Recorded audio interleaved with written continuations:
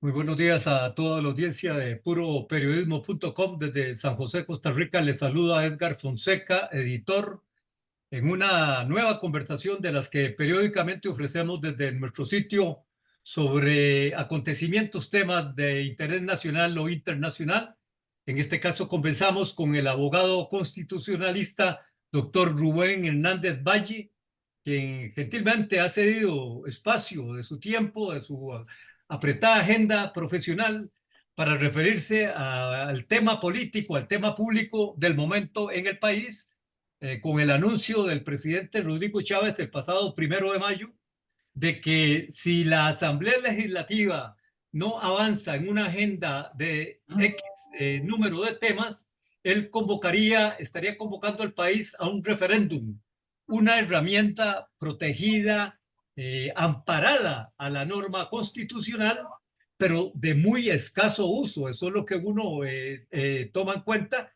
En 17 años, desde el 2007, solo en una oportunidad, y fue para la aprobación del Tratado de Libre Comercio con Estados Unidos, Centroamérica y el Caribe. Única oportunidad en 17 años que se ha usado la herramienta ultrademocrática del referéndum sobre las implicaciones de la eventual convocatoria por parte del presidente Rodrigo Chávez a la herramienta, a la opción electoral definitoria en cuanto a sí o no del referéndum. Es que conversamos esta mañana, en esta oportunidad, con el doctor Rubén Hernández Valle. Muy buenos días, doctor. Muy buenos días, Edgar. Un placer estar en su programa. Le mencionaba yo hasta el puro inicio de esta conversación en puroperiodismo.com. Esta conversación estará en vivo a lo largo de estos minutos vía Zoom, Facebook Live. Estará en las redes Twitter e Instagram tan pronto acabemos en esta edición, y también en nuestro canal YouTube. Y por supuesto, los principales componentes, los principales referentes de esta entrevista con el doctor Rubén Hernández Valle, especialista en el derecho constitucional del país, estarán en nuestro sitio puroperiodismo.com. Doctor, ¿a qué atribuye usted el anuncio presidencial de convocar a un referéndum, de eventualmente convocar al país a un referéndum si la Asamblea no aprueba determinada agenda de proyectos pendientes en el ámbito legislativo? Bueno, a mí me parece que en cierto sentido es una coacción, es una forma de meterle miedo a la Asamblea que si no hacen la tarea, entonces el pueblo es el que va a decidir y el pueblo les va a enmendar la plana. Entonces me parece que más que todo está tratando de usarlo como un medio de coacción porque los proyectos que supuestamente enviaría el Poder Ejecutivo o llamaría referendo, la mayoría de ellos están incluidos dentro de la agenda de la convocatoria extraordinaria a la Asamblea. De manera que habría 3 meses a ver si avanza lo suficiente o si alguno de ellos es aprobado, en cuyo caso obviamente no podrían ir a referendo. Pero a mí me parece que ninguno de esos proyectos va a avanzar significativamente en este periodo de sesiones extraordinarias y mucho menos en el siguiente sesiones ordinarias. El Poder Ejecutivo, si desea llevarlos a referendo, convocarlos a referendo, deberías comenzar todo a partir de septiembre. ¿Por qué razón? Porque el referéndum, la fecha más, última fecha para poder convocarlo y que se realice, sería en agosto del año entrante. Y la ley establece que tiene que haber un periodo de 3 meses para, digamos, como periodo electoral para avisar a la gente, para comunicar a la gente cuál es el contenido del referéndum.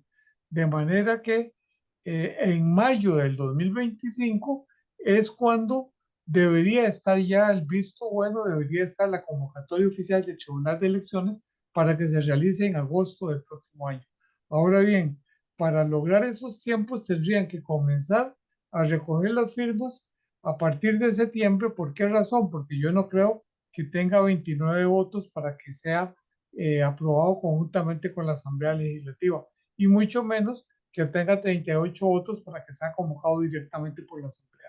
Es decir, me parece que va a tener que hacer uso de las 180 o 185 mil firmas necesarias para hacer la solicitud a la Asamblea Legislativa.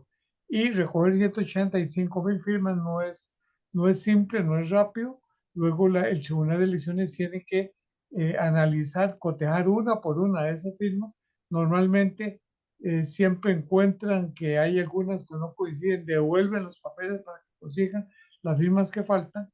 Y posteriormente viene una etapa que no estaba prevista, sino recién con una reforma a la ley de referéndum del 2021 y que no se dio en la vez pasada, cuando, en el 2007, cuando se sometió a referéndum el tratado, el CAFTA.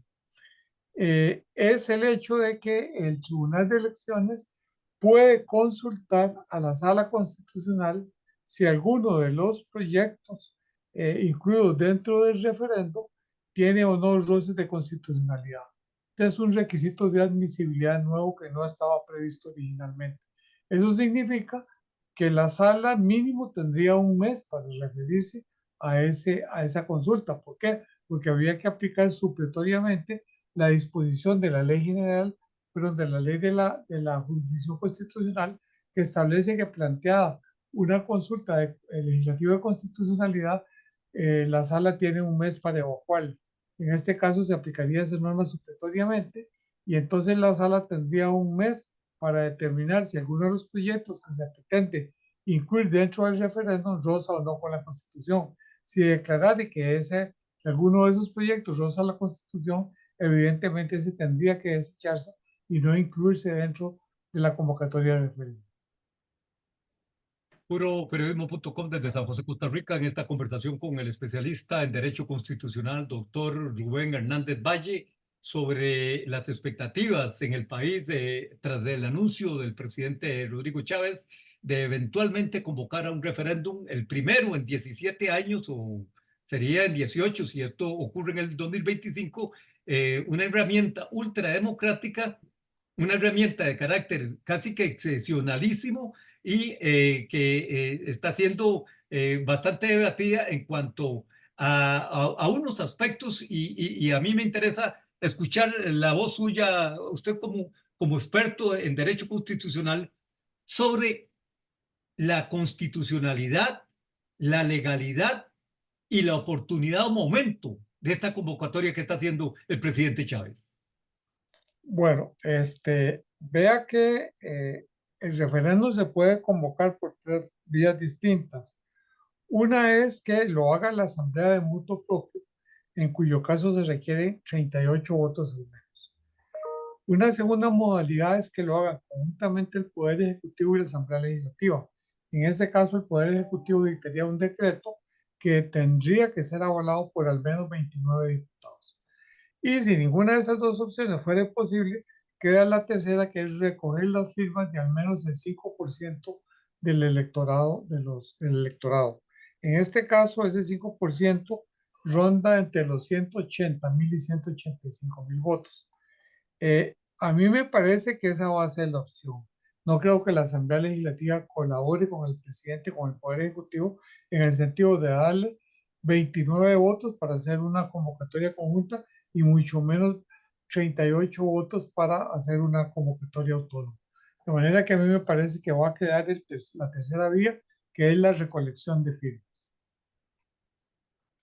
Desde San José, Costa Rica, puroperiodismo.com, en esta entrevista con el abogado constitucionalista, doctor Rubén Hernández Valle, sobre las expectativas, implicaciones y escenarios que se abren para el país, para el ámbito político, especialmente para diferentes actores políticos, en cuanto a la eventual convocatoria de un referéndum sobre temas que en particular le interesan al Ejecutivo, temas latentes, temas de alta polémica pública en la que ha estado involucrada la clase política del país en los últimos meses. Y es aquí cuando a uno le surge una inquietud. El anuncio sale condicionado. ¿Habrá referéndum si la Asamblea Legislativa no revierte su posición y levanta, impulsa, desarrolla una agenda que nos interesa avanzar? La duda que le entra a uno aquí, ¿cómo analizar, cómo interpretar un anuncio de esos, un anuncio de una convocatoria tan particular desde el orden institucional con un condicionamiento a la Asamblea Legislativa? ¿De qué estamos hablando, don Rubén? A mí me parece que es muy claro que él está tratando de meter presión para ver si en este plazo, en este periodo de sesiones extraordinarias, que va hasta el 31 de julio próximo, se logran aprobar al menos dos o tres proyectos que le interesan al Poder Ejecutivo. Uno es la venta del banco, la autorización para venderle el Banco de Costa Rica, que requiere en la Asamblea 38 votos y que no los va a obtener nunca. ¿Por qué? Porque eso implica una reforma a, a- al artículo constitucional que establece que para que una institución autónoma desaparezca se requiere al menos dos terceras partes del total de miembros de la Asamblea. El segundo son las jornadas 4-3, ese sí se puede aprobar por mayoría absoluta, pero debido a la oposición franca y contundente del Frente Amplio, posiblemente es un proyecto que tardaría, como la vez anterior, de 6 a 7 meses en discutirse porque posiblemente le van a presentar 500, 600, 700 mociones. Entonces esto, el presidente posiblemente este sea el proyecto que someta de primero al referendo. ¿Por qué? Porque si sigue la corriente legislativa, le paralizaría el resto de los proyectos que él quiere que se discutan en la Asamblea. El tercer proyecto que está sugiriendo es la reforma a la ley de la contratación pública para autorizar que la ciudad gobierno sea realizada directamente por el Banco Centroamericano de Integración Económica sin someterlo a una licitación pública internacional. Me parece que esos son los tres proyectos que realmente le interesan al Ejecutivo. Luego hay otros, pero esos son más bien de relleno. Pero los tres en que tiene, que está comprometido realmente el interés del Poder Ejecutivo, son esos tres que antes dije. Ahora, ¿qué pasaría? Posiblemente el de la reforma del artículo 67 y la ley de la contratación administrativa no podría ser objeto del referendo, porque cuando vaya en consulta a la sala constitucional, evidentemente van a decir que esa reforma es inconstitucional porque está evadiendo la obligación constitucional de que toda adquisición de bien y servicio de un ente público costarricense se haga a través de una licitación. Y en este caso, la reforma de ese artículo es justamente para evitar la licitación y poder hacer la adjudicación de la ciudad gobierno a dedo al Banco Centroamericano de Integración Económica. Entonces, me parece que este proyecto nunca va a llegar al referéndum porque la sala va a decir que no es posible porque tiene evidentes vicios de inconstitucionalidad. El del Banco Central, perdón, el de la venta del Banco de Costa Rica, si va al referéndum, requiere que al menos asista, que el quórum sea del 40% del electorado. Entonces ahí está un caso concreto. Y luego el tercero sería, ¿cuál es el que me ha referido Usted a la venta del banco? se está refiriendo a la venta, a la eventual venta del Banco de Costa Sí, Rica, ya se requiere otro, ¿no? a las jornadas 4-3 Ah, las jornadas 4-3, sí, perdón. y el tercero es Sí, al plan de impulsar la ciudad, el gobierno. eso, bueno. Sí, ya me refería a los tres, entonces.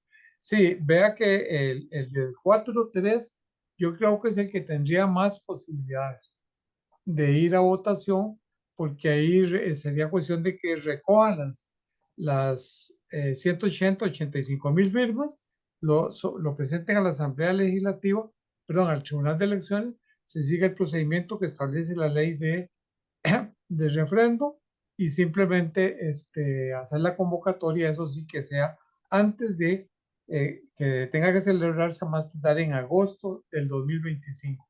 Me parece que el de la reforma a la ley de contratación administrativa no pasará el filtro a la sala constitucional, por lo cual no se podrá someter a consulta. Y en el caso de la venta del Banco de Costa Rica, también perfectamente va a poder someterse, pero el quórum va a ser en este caso del 40%, en tanto que en el caso de la ley 413 bastaría con un quórum del 35%. Evidentemente, lo que usted explica, doctor Rubén Hernández Valle, en esta conversación con puroperiodismo.com, hay un escenario muy amplio de interpretación jurídica. Uno, y más allá de la interpretación jurídica, del contexto político en el cual puedan o no avanzar estos proyectos. La eventual venta del Banco de Costa Rica, que requiere hasta 38 votos, según usted ha mencionado, y que no necesariamente los tiene el Poder Ejecutivo. La jornada 4.3, en que usted cree que sí, eventualmente podría ser un proyecto de consenso mayoritario legislativo para ir a un referéndum. Y la tercera opción o tercer tema, que es impulsar el proyecto Ciudad-Gobierno a partir de reformas que eventualmente deberían de ser sometidas al tamiz de la Sala Constitucional.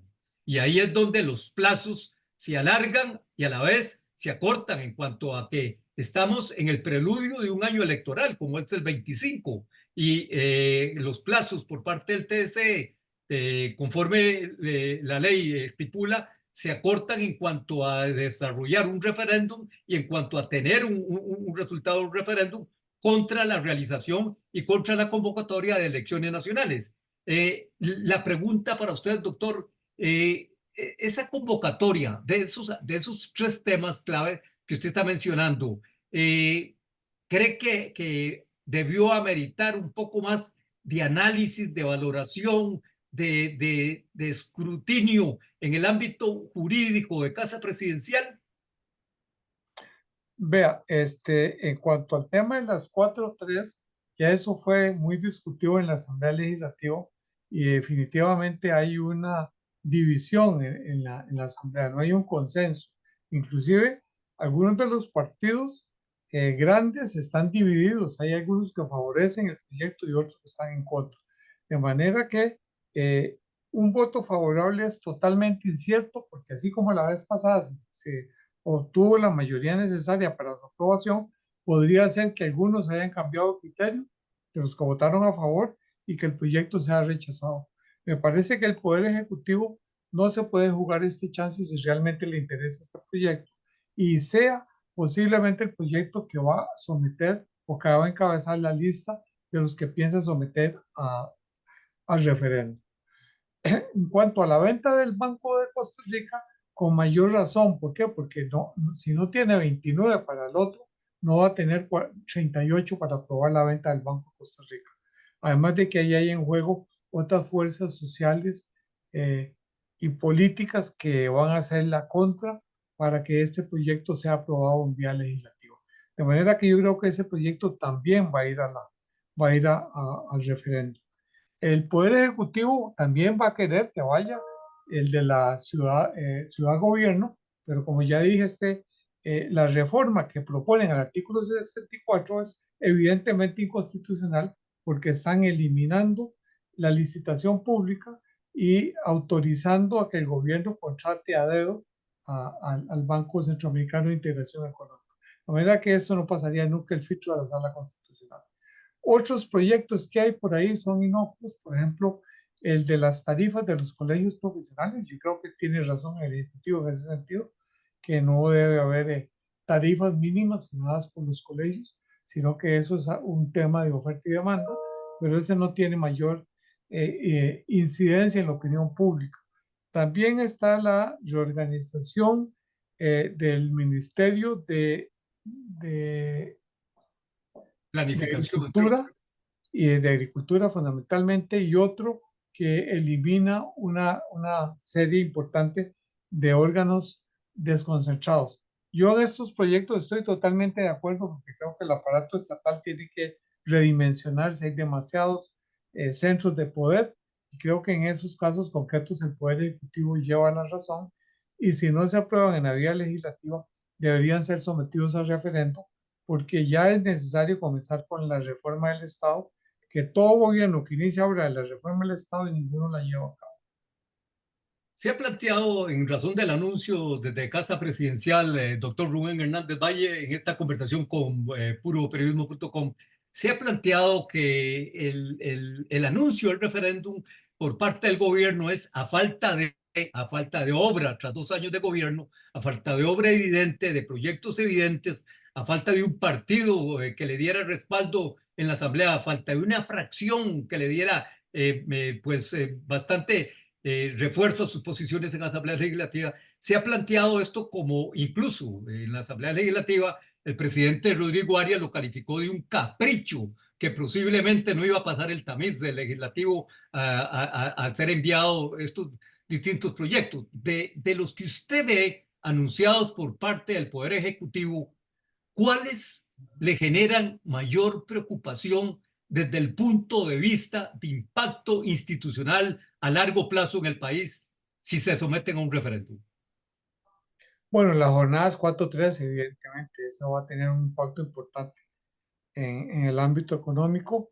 Luego el de la ciudad gobierno, no tanto por lo que nos vamos a ahorrar y porque además es una necesidad que hay una ciudad gobierno para desenmarañar parte del funcionamiento del Estado, para que todo esté concentrado en un mismo sector.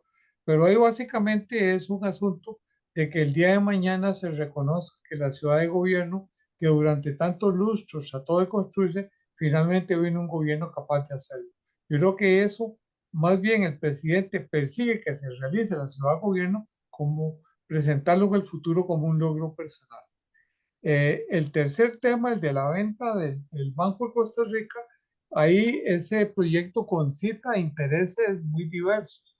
Por un lado, hay mucha gente que lo apoya en el sentido de que ese dinero se utilice exclusivamente para rebajar el pago de la deuda externa y en consecuencia eso rebajaría el pago de los intereses de la deuda que constituye el rubro principal actualmente de los diferentes presupuestos nacionales y eso en alguna medida quitaría presión sobre el gasto público y liberaría algunos fondos para ser utilizados en obra social y en seguridad, por ejemplo, y que actualmente no se hace. ¿Por qué? Porque la mayor parte del presupuesto tiene que dedicarse al pago de los intereses. Pero por otra parte, está todo un entramado social, político y económico que está totalmente de acuerdo con que el Estado sea dueño de instituciones bancarias. Y el Banco de Costa Rica constituye uno de los dos pilares fundamentales de la banca nacionalizada y en ese sentido hay muchos que creen que debe mantenerse ese esquema de banca nacionalizada porque es una banca que presta servicio, servicios que la banca privada no presta. Además de que sus ganancias se distribuyen en favor de diferentes proyectos de interés nacional y que si ese banco llegara a venderse, esos ingresos dejarían de entrar y en consecuencia habría una importante cartera de instituciones que dejarían de recibir fondos que actualmente reciben de las ganancias que obtiene el Banco de Costa Rica. Además está el factor del temor del sindicato de que vayan a destituir eventualmente a la mitad o más de la mitad de los actuales empleados del Banco de Costa Rica y eso va a causar una desocupación grande de un sector importante de la población. Entonces vea que aquí sí los intereses son muy contrapuestos. Posiblemente este va a ser uno de los referendos en que va a haber un voto más digamos, disputado, en que podría ser a favor o en contra, pero digamos es incierto el resultado. Los otros, creo que a la gente ni siquiera le interesaría, por ejemplo, el de las tarifas de los colegios profesionales y la reorganización del Ministerio de Agricultura, son temas que no concitan el interés del gran público. De manera que eso habría que meterlos como relleno de esos dos grandes temas. Es decir, la 4.3 y la venta del Banco de Costa Rica. Esos dos sí tienen, digamos, interés de la gran mayoría. Puroperiodismo.com desde San José, Costa Rica, en conversación con el especialista en Derecho Constitucional, doctor Rubén Hernández Valle, en el análisis, en las de expectativas, implicaciones, riesgos y posibilidades del anuncio de convocatoria a un referéndum por parte del presidente Rodrigo Chávez el pasado 1 de mayo en Asamblea Legislativa, tras 2 años en el gobierno, tras 2 años bastante friccionados en su relación con el Poder Ejecutivo. No los amenazo, pero o hacen esto o voy al referéndum, fue lo que les dijo en uno u otro término el presidente Rodrigo Chávez. De esos tres proyectos, Llama la atención en particular el impulso al de la ciudad gobierno, y usted lo ha dicho, doctor Rubén Hernández, para otorgar a dedo las contrataciones a entidades como el Banco Centroamericano de Integración Económica, muy cuestionado en sus relaciones con los gobiernos en el área y con unos casos pendientes de investigación aquí en el ámbito de la Fiscalía por contrataciones con bastantes cuestionamientos en cuanto a su trámite desde Casa Presidencial en la presente administración. Esa pretensión de saltarse licitación, de como usted dice, conceder a dedo contrataciones, ¿qué impacto podría tener en la institucionalidad del país a mediano y largo plazo de ser aprobado en un referéndum? No, eso no, es que, como repito, eso no va a llegar al referéndum. Es tan evidentemente inconstitucional que la sala va a decir que ese proyecto no puede ser sometido a referéndum. Es decir, antes de que el tribunal convoque el referéndum, la sala tiene que decir cuáles proyectos se pueden someter y cuáles no, porque aquellos que contradicen la Constitución no pueden ser sometidos a referéndum. Y este es un caso típico de un proyecto que viola la Constitución, de manera que este proyecto no va a ser sometido al referéndum. Así que el problema ni siquiera se plantea. Puroperiodismo.com desde San José, Costa Rica, en entrevista con el abogado constitucionalista doctor Rubén Hernández Valle sobre las implicaciones, riesgos, escenarios del anuncio de la convocatoria, eventual convocatoria, un referéndum por parte del presidente Rodrigo Chávez para tratar temas de tres que se han mencionado por parte del Poder Ejecutivo. El doctor Hernández le da posibilidad de sobrevivencia para llegar a las urnas en un eventual referéndum, a la eventual venta del Banco de Costa Rica con la oposición institucional, sindical y otros sectores que podrían verse afectados por esta decisión, y a la aprobación de las denominadas jornadas laborales 4.3, que anteriormente fue aprobada por esta legislatura, pero se cayó por un vicio de procedimiento de aprobación en su procedimiento. La temática es variada y, a diferencia del referéndum de 2007, en que fue solo un tema sometido a la consulta popular, hay un riesgo en aspirar a una temática variada, a convertirse aquello en una especie de chop suey, como el mismo presidente ha dicho, en cuanto a que la gente termine sin entender que se le está sometiendo a votar. ¿Qué riesgo ve usted en un anuncio de estos, en una iniciativa de estas, tanto desde el punto de vista político como desde el punto de vista de derecho, de viabilidad constitucional? No, no, viabilidad constitucional la hay y puede haber un referéndum múltiple, es decir, puede haber múltiples preguntas en el mismo referéndum. En Europa eso es muy corriente, que un referéndum incluye a veces 20, 30 preguntas, eso no es problema. El tema es que muchos de los proyectos o de las preguntas que se van a hacer sobre proyectos determinados a la gente no le interesa o no sabe nada al respecto. Entonces ahí lo que puede ocurrir es que una gran parte de la gente no vote sobre esos proyectos, específicamente porque no entiende de qué se tratan o no le interesan. Pero evidentemente sobre las jornadas 4.3 y sobre la venta del Banco de Costa Rica y eventualmente de FANAL y de VIXA, creo que sí, que ahí la gente sí va a votar, ya sea a favor o en contra.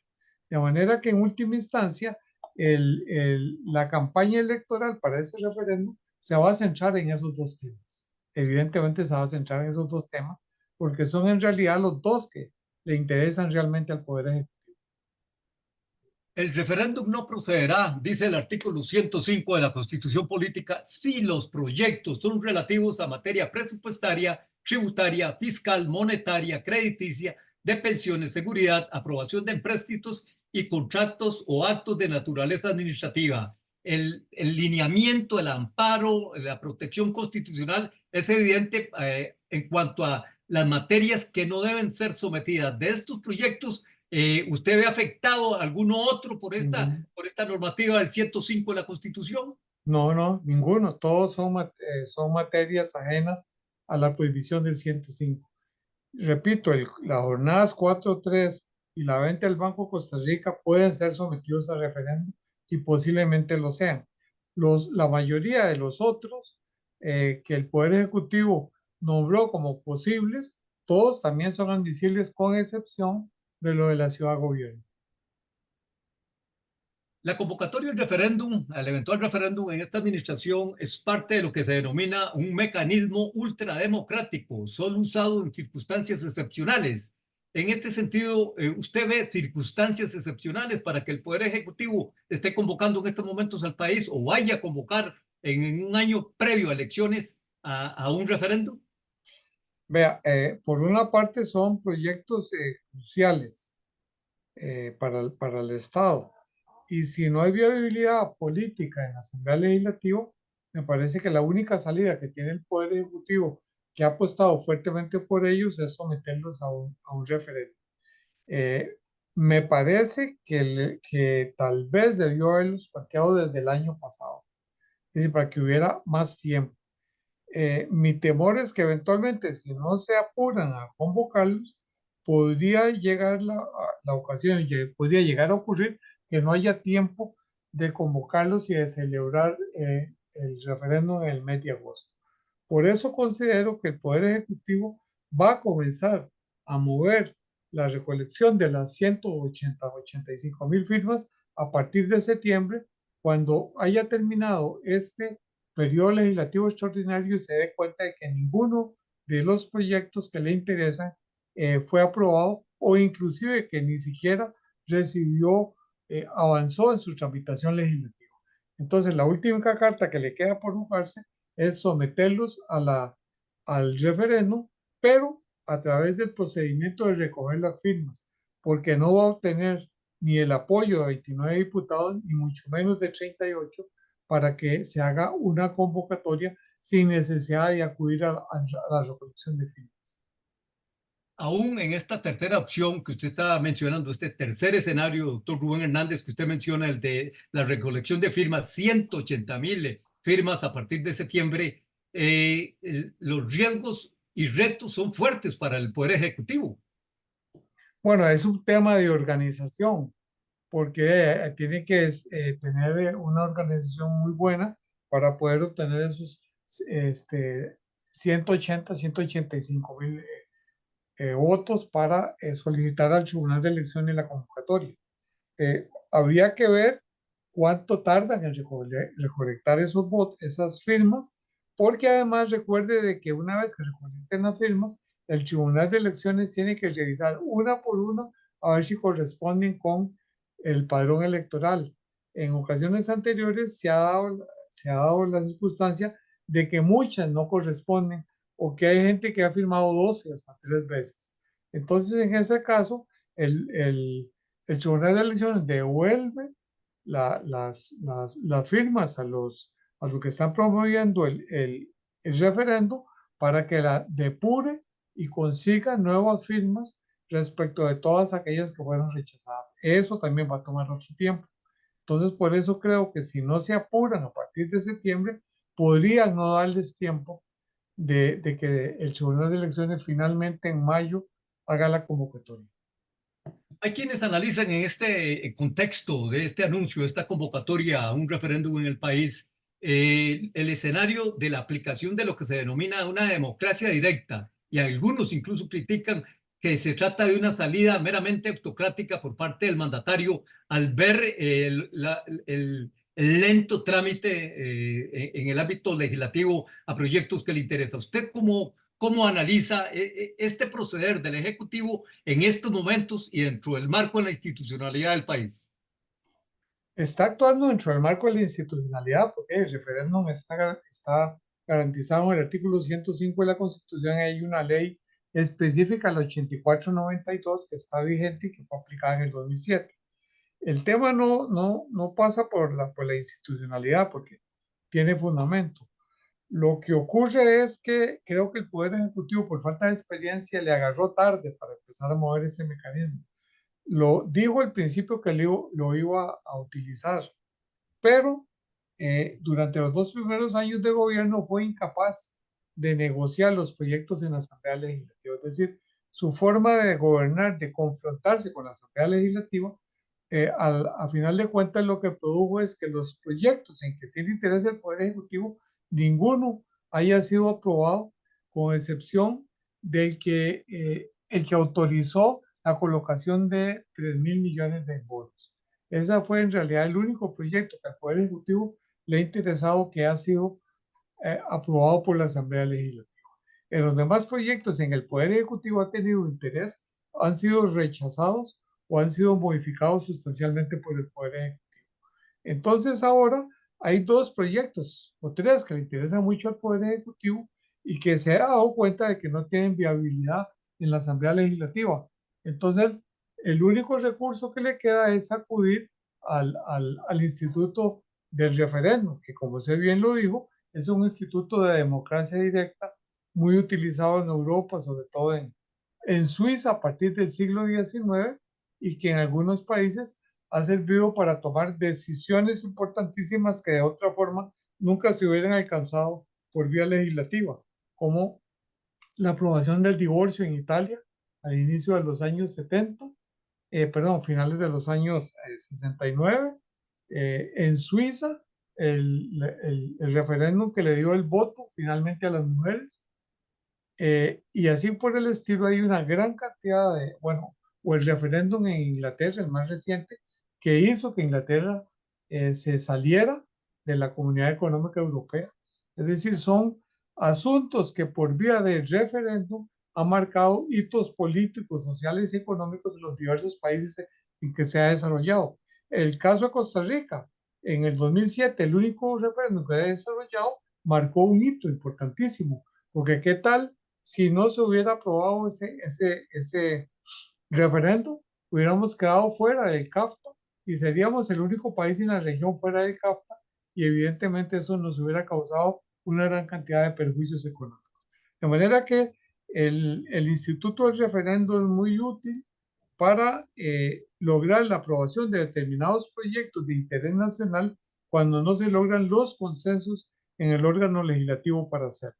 Por eso es que fue diseñado para esos efectos, pero debe ser utilizado con cautela y solo en proyectos que tengan una gran trascendencia nacional. Usted lo acaba de decir, doctor Rubén Hernández, especialista en Derecho Constitucional. Al gobierno parece que le cogió tarde en acudir a la herramienta del referéndum y pasó los 2 primeros años de su gestión enfrascado en una particular disputa con instituciones. Para usted, desde su experiencia jurídica, de su trayectoria jurídico-institucional, ¿qué le parece este capítulo que ha pasado el país de ataque, de confrontación, de cuestionamiento por parte del Poder Ejecutivo, por parte del presidente Chávez a instituciones clave como Poder Judicial, Fiscalía, Contraloría, Procuraduría General de la República? ¿Cómo ve usted este lapso que ha transcurrido y los efectos para el resto de la gestión? Me parece que el enfrentamiento ha sido innecesario, pero creo que se ha debido a la ignorancia del presidente Chávez acerca del andamiaje institucional costarricense.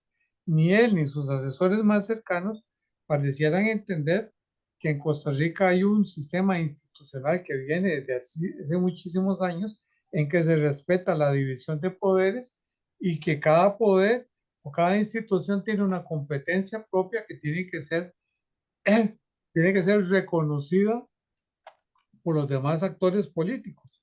Es decir, las resoluciones del Poder Judicial pueden ser buenas o malas, pero se respetan y ni siquiera se critican. Es decir, el Poder Judicial tiene una función específica que realizar y la realiza.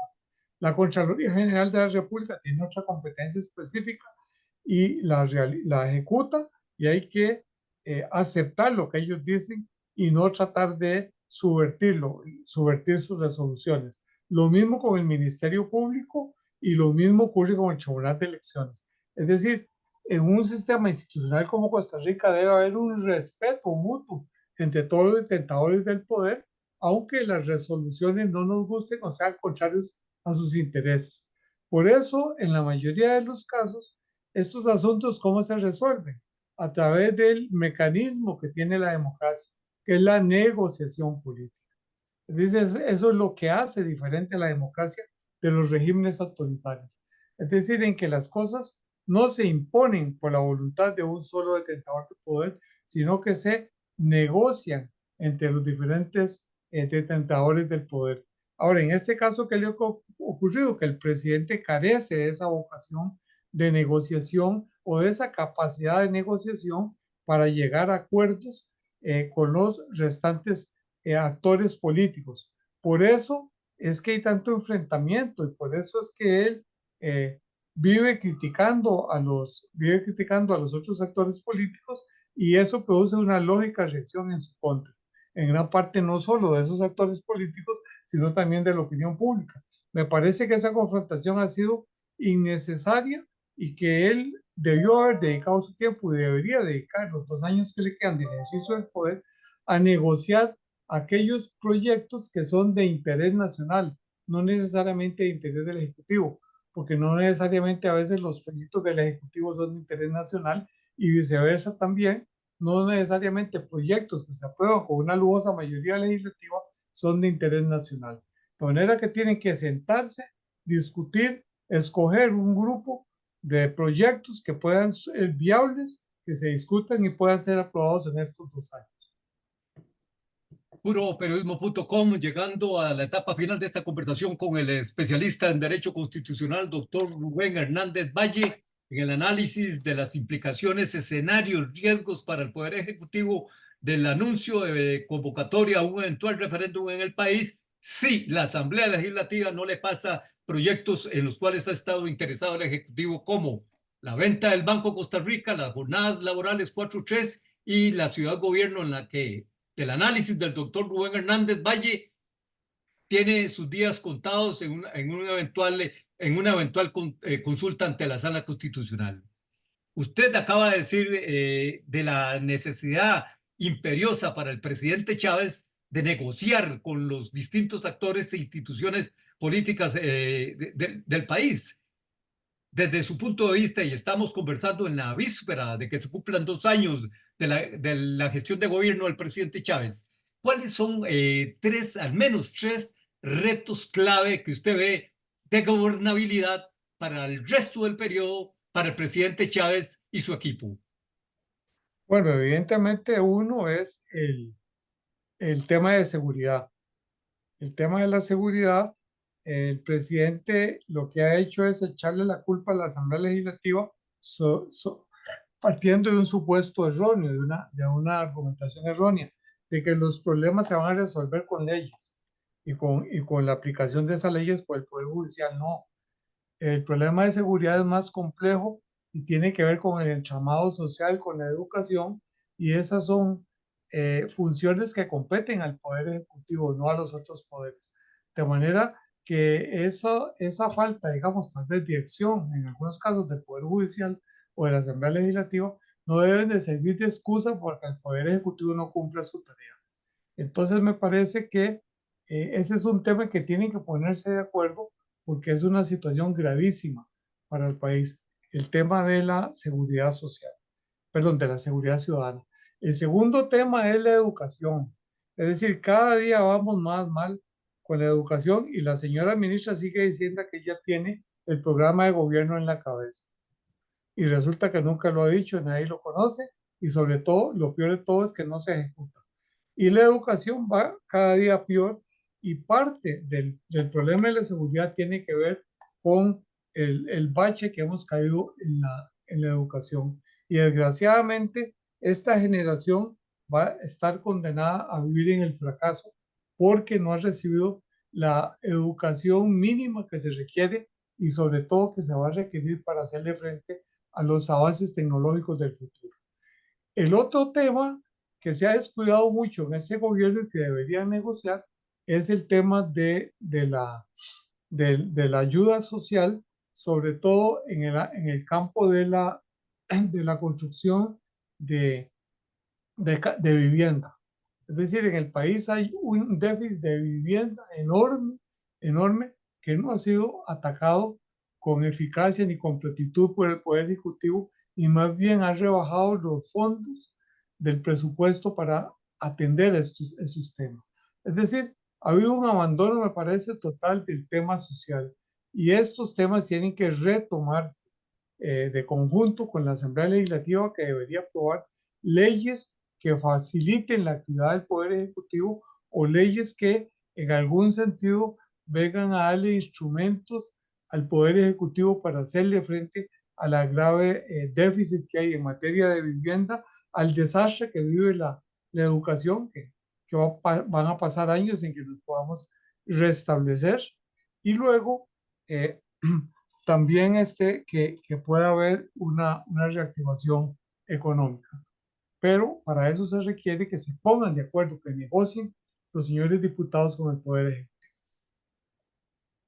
En este último punto que usted toca, ¿cuál es el papel que usted ve cumpliendo a la oposición política en estos momentos en el país? ¿Es el correcto de contrapeso ante lo que se dicen abusos, excesos, desplantes autoritarios, autocráticos del mandatario? ¿O se está jugando otro entresijo ahí en la Asamblea Legislativa que no permite avanzar con una agenda social, con una agenda de seguridad urgente, según la calificación del gobierno?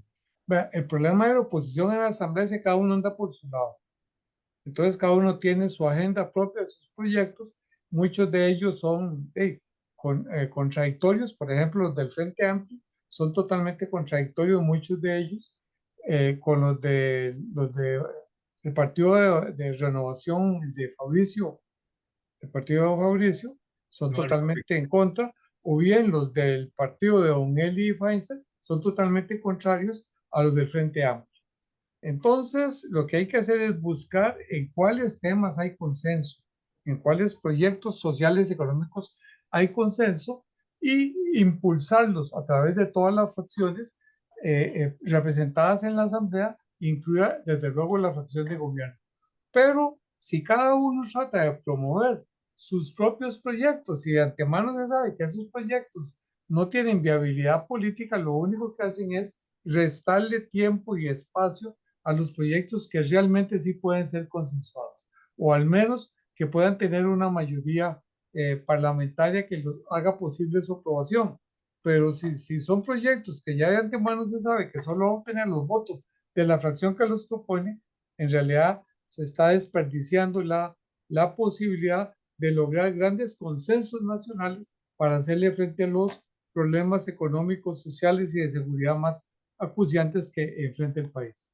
Un referéndum no necesariamente va a No, generar no consensos. necesariamente porque el referéndum vea que los proyectos que dicen que se van a someter, en realidad solo hay dos realmente de trascendencia, que es la venta eventual venta del Banco Costa Rica y las jornadas 4, que a los demás son proyectos que si se aprueban está bien, pero si no se aprueban no pasa nada trascendental.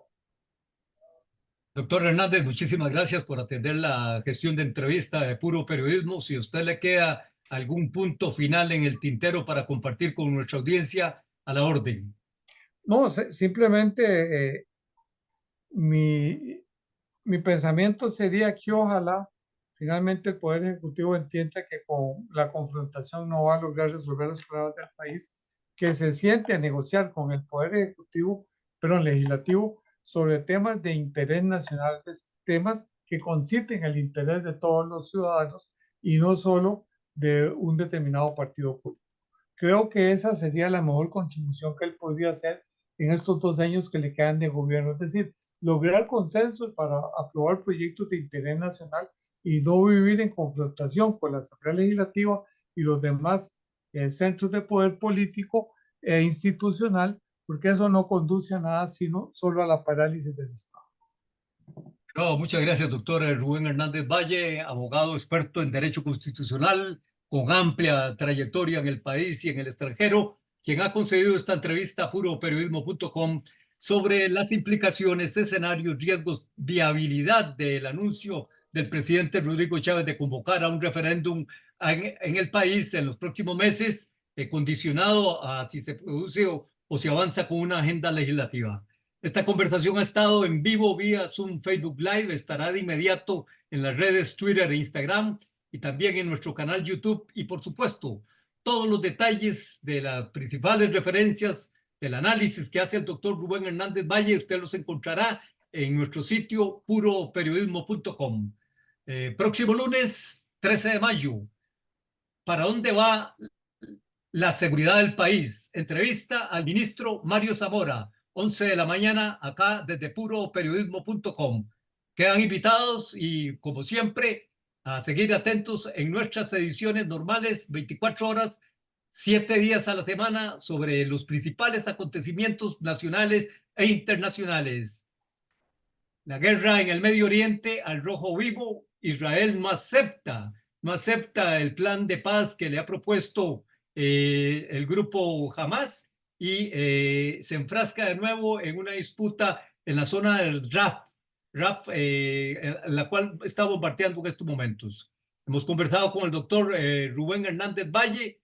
Nuestra próxima conversación, próximo lunes, 11 de la mañana, con el ministro de Seguridad, doctor Mario Zamora. Le saludó Edgar Fonseca, editor puroperiodismo.com.